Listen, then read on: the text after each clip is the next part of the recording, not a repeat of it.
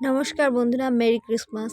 Mary ক্রিসমাসের দিনে দুষ্টুকে বেশ ওর ক্রিসমাসের ড্রেস পরানো হচ্ছে। এই ড্রেসটি আগেবারই কেনা হয়েছিল, যেটা পরছিল আগেবার, বাট আগেবার তো আর ওর ইউটিউব চ্যানেল ছিল, এবার নতুন, তাই তো এই বছরও এই একই সেম ড্রেস পরাছিলাম। তখন এটা ছোট্ট ছিল, তখন আমার দুষ্টু একদম ছোট্ট।